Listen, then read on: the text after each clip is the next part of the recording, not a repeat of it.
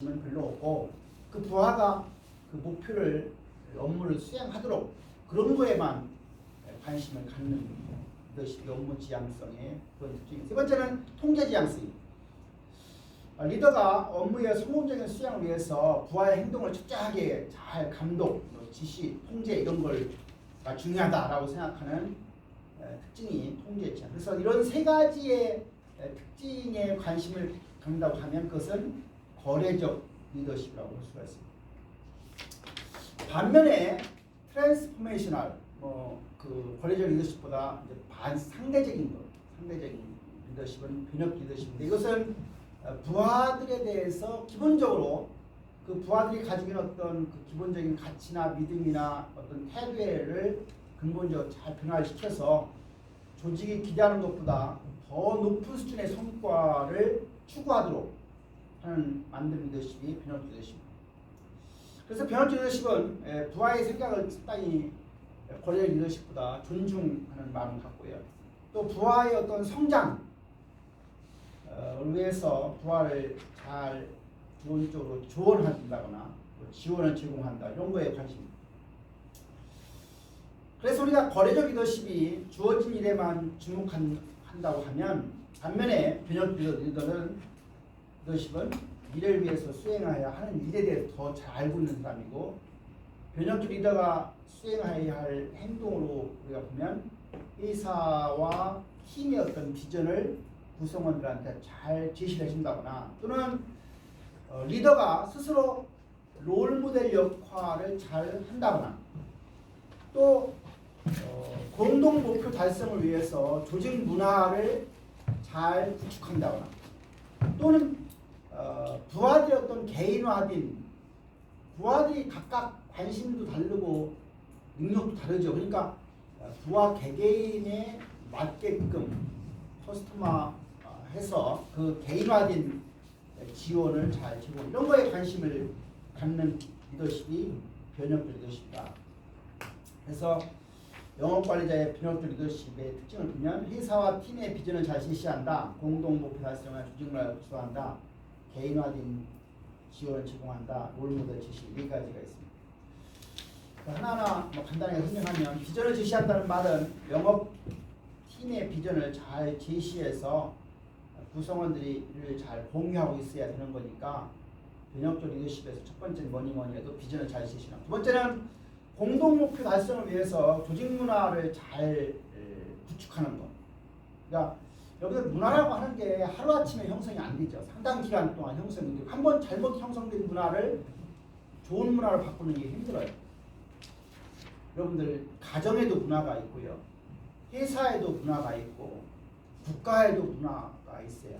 근데 대한민국의 작금이 형성을 보면 상당히 정치적으로 안정이 안 돼서 그런지 몰라도 세대 간의 갈등도 너무 많고 지역 간의 갈등 또 남녀 간의 갈등 이런 것들이 아주 지금 어느 시대 어느 상황보다 현재 대한민국 상황이 좋은 쪽의 국가 문화를 만들지 못하고 있는 그것들은 누구를 탓하기보다는 다 각자 자신의 어떤 책임이라고 여기면서 이런 좋은 문화를 형성하는 일이 국가의 어떤 그 신용도나 신뢰도를 높이는 데 훨씬 좋고요.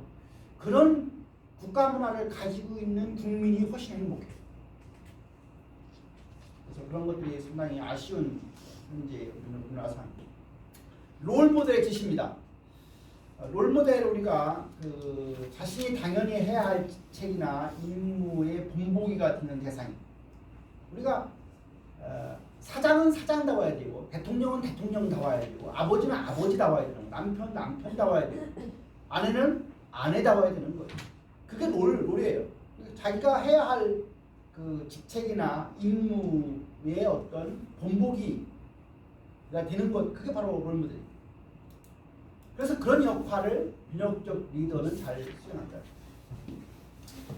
영업관리자는 언행일치해야 하고 솔선수범하는 모습을 해야 된다. 언행일치, 여러분들 살면서 그 친구들 중에서도 쟤는 뭐 말하고 행동이 잘 일치하지 않아 이런 얘기하면 친구 관계가 별로 없죠. 아는 친구가 없어 라고 하면 혹시 내가 언행이 일치하지 않는가 한번 관찰을 필요가 있는 거예요. 롤모델링을 위한 가장 좋은 방법은 탁월한 영업 기술을 본역적 리더가 잘 보여주는 것이다. 아까 개인화된 지원을 제공한다 했어요. 그래서 부하들에 대해서 애정과 관심. 학생들도 아마 뭐 제일 좋아하는 교수 상이 누굴까? 교수가 강의를 잘하는 것은 원인 뭐 중요하지만 그거는 당연히 해야 되는 거고, 어쩌면 학생들이 가장 요구하는 것 중 한 가지가 개개인 나에 대해서 교수님이 관심을 가져주는가? 내가 어떤 목표를 현재 가지고 있고 뭐에 관심이 있고 이 개인에 대한 관심을 가져주는 것을 제일 좋게 생각할 거예요. 그런데 제가 옛날에 그 대학 이게 같이 일했던 그 총장님은 저한테 그런 얘기를 했어요. 절대로 학생들하고의 상담은 아카데믹한 걸 넘어서지 말아라 하는 얘기를 하더라고요. 야, 부모가 이혼했어. 뭐 이런 거 네가 알아서 뭐 할 거냐, 교수가. 어떻게 해결할 수 있는 거 아니냐. 그래가 뭐 가난해. 그거 어떻게 하겠냐. 나 남자친구 이거 해결할 수 없다는. 그러니까 그런 그 개인 사생활과 관련되어 있는 걸 가지고 상담할 때는 지났다. 대학생들은. 그것들은 자기가 알아서 해야 해. 그래서 대학에서 교수의 역할의 상담은 아카데믹한 플랜만 가지고 해라. 너 대학에 와서 어느 곳에 취업하고 싶어? 그러면 대학 1학년 때 이런 거 준비해야 되지 않겠어? 이런 자격증 땄어? 점수는 어떤데? 이런 것만 가지고 상담해야지. 개인의 지나친 개인화된 사생활과 관련된 상담은 대학 교수가 할 역할은 아니라고 해요. 그분이 맞는지 안 맞는지 모르겠어요. 그러나 그분도 평생 30년 이상 대학 교수를 하면서 얻었던 경험이니까 저한테 그런 얘기를 했겠죠. 저도 그래서 사실은 뭐 개인적으로 그렇게 뭐 개인에 대한 그런 것들은 별로 알고 싶지 않더라고요. 그래서 끊임없이 물어보면 너 자격증 못 따니, 점수 어떤 이런 얘기만 주로 하죠.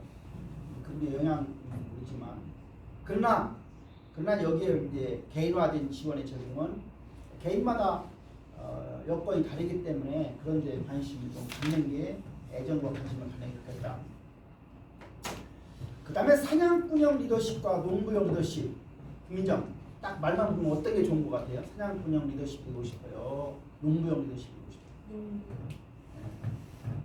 여기서 이제 사냥꾼에 가까운 것은 거래적 리더십이고 농부형에 가까운 것은 변혁적 리더십.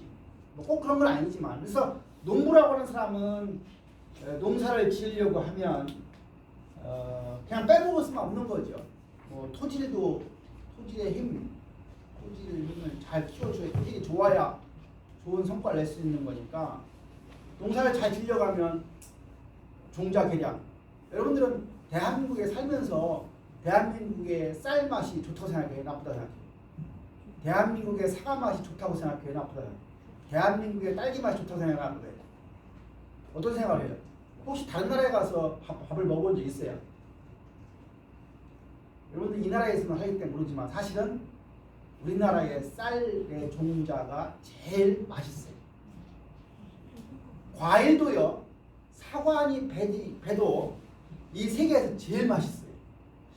물론 제일 맛있다고 하는 게 꼭 좋은 것만, 아니 주관을 떠나서 좋은 것만은 아니에요. 왜?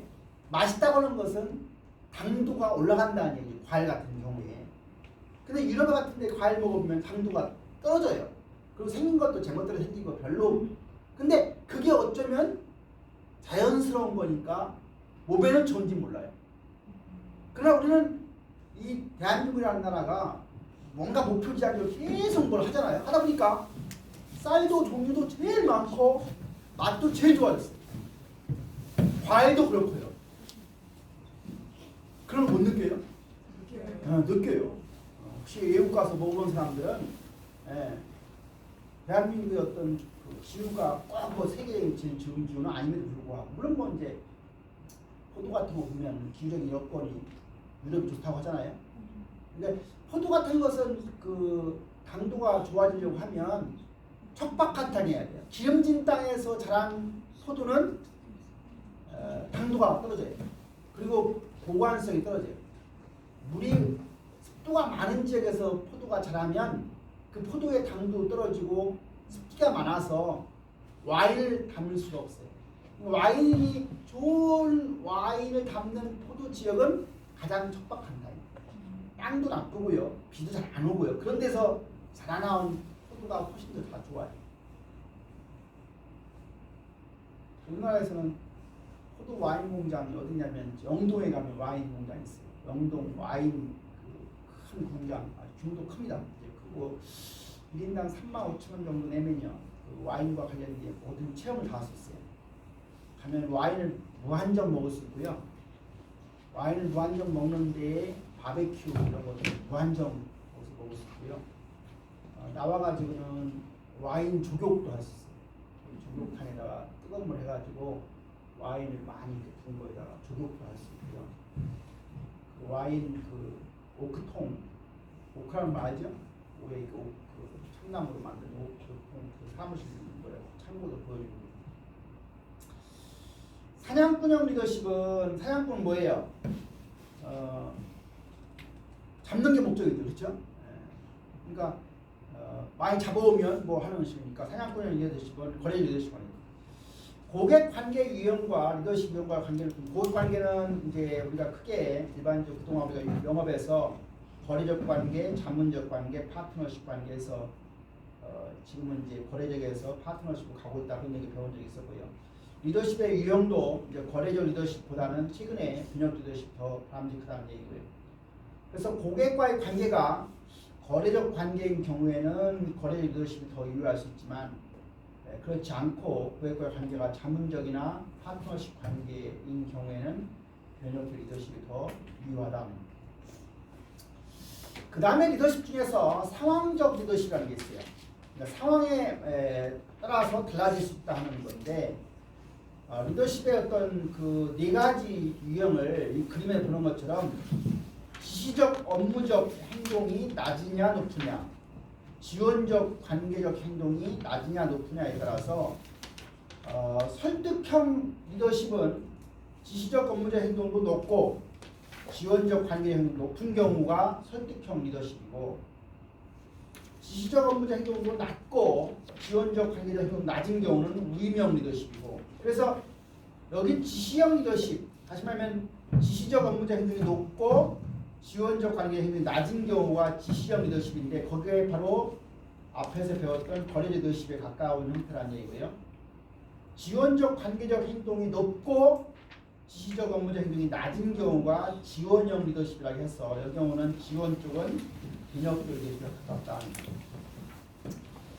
상황적 리더십 이론은 적합한 리더십 스타일을 결정하는 변수로 부하들의 성숙도, 즉 업무 수행 능력하고 업무 수행 의욕 두 개의 변수를 가지고 설명하시는데, 여기 지금 수직으로 보면 업무 수행 의욕이 낮으냐 높으냐, 업무 수행 능력이 낮으냐 높으냐. 그래서 업무 수행 능력이 높고 업무 수행 의욕도 높으면 그냥 위임해버리면 돼요. 위임형 리더십이 좋다는 얘기고, 업무 수행 능력도 낮아요. 근데 업무 수행 의욕도 낮아. 그런 경우는 지시형이 좋다. 그러니까 학생도 공부를 스스로 알아서 잘하면 그냥 네가 알아서 잘하라 이렇게 내버려두는 게 좋아요. 자꾸 거기에 대해서. 그러나 공부도 안 하고 능력도 부족한 경우는 자꾸 지시해서 너 언제까지 이거 해와라 뭐하라 자꾸 지시할 수밖에 없는 거예요. 근데 회사에서도 이제 구성원들 보면 그 형태에 맞춰서, 즉 영업사원의 어떤 성숙도라고 할까요? 영업사원의 특징에 따라서 거기에 맞는 리더십 스타일을 해야지 무조건 뭐 위임이 좋다, 지시형이 좋다 그런 얘기는 아니다. 코치입니다.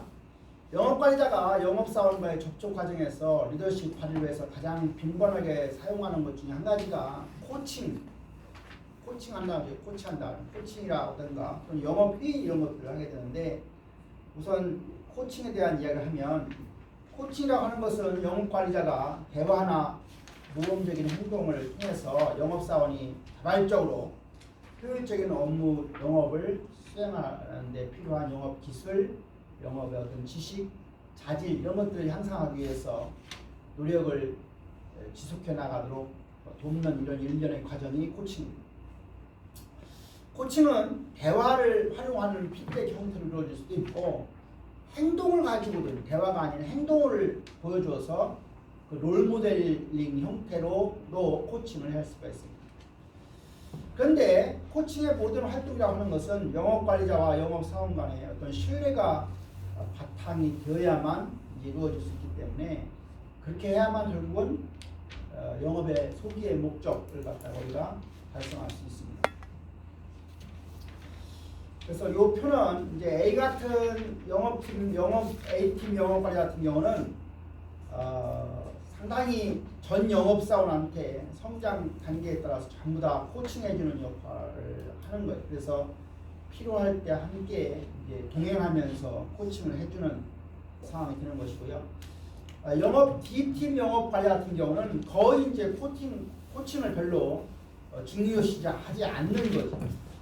그래서 B나 C는 중간 정도의 범위의 코칭을 중시하거나 그런 활동을 하는 거고.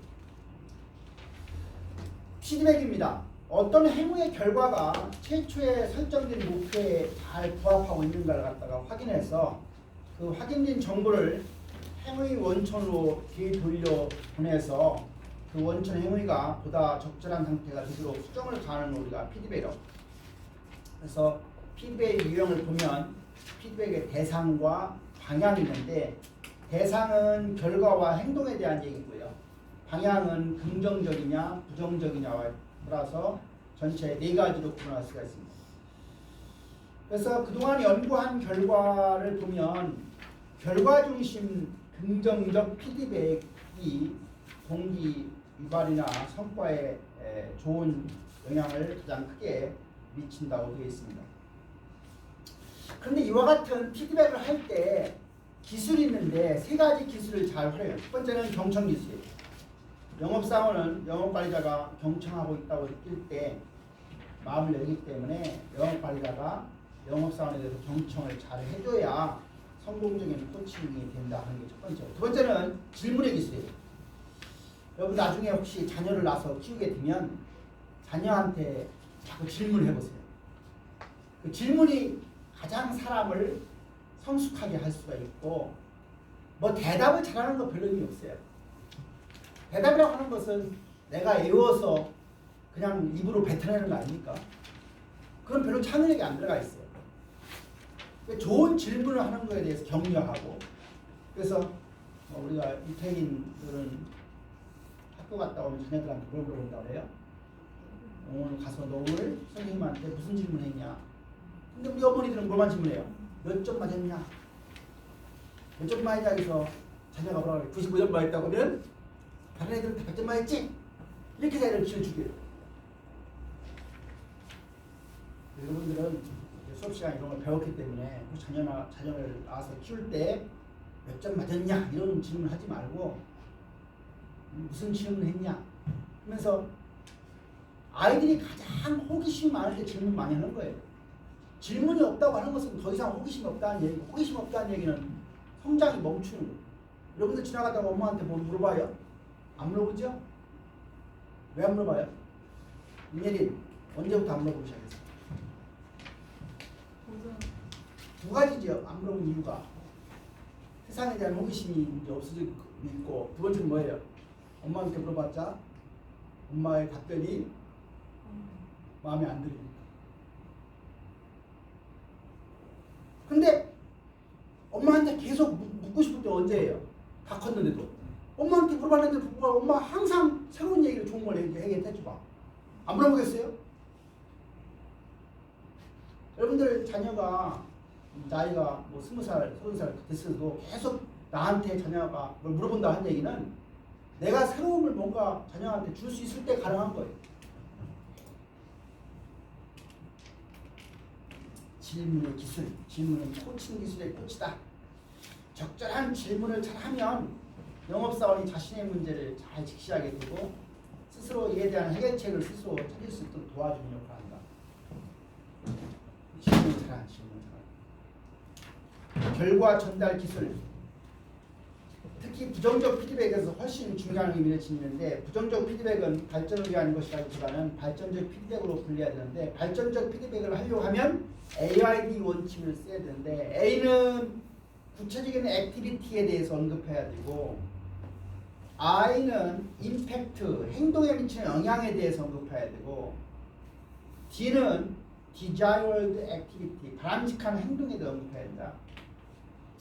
우리가 뭔가를 언급하려고 하면 이런 세 가지 AID 관점에서 하는 게 좋겠다.